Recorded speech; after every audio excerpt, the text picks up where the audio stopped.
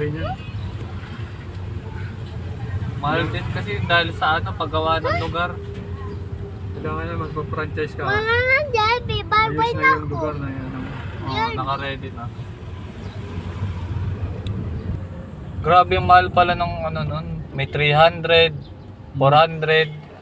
Depende pati kung kilala yung ano, yung kukunin mo. Hmm.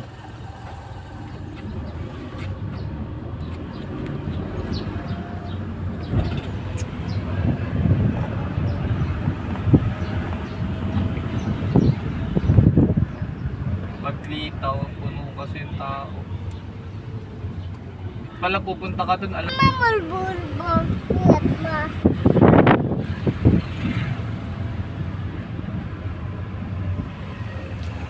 Masago.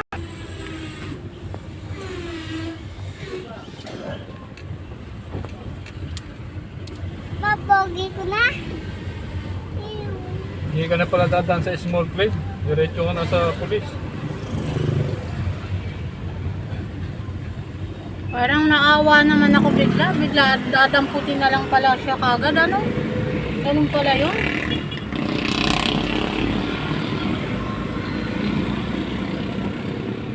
Pinapapasok ka na kuya. kakaliwa siya eh.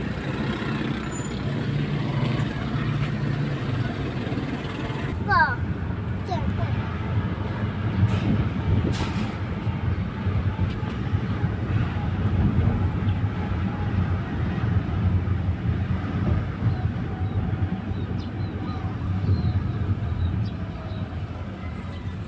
Dito sa barak, ayaw na ng ano. Dadaan sa small plate. Hulihan yung agad, hulihin. Mga dayo kasi dito pa maano eh. Yung pala dati sa Pinugay. Na! Salang to ha. O, fight na. Man, yung man, fight na. Fight na mama ha.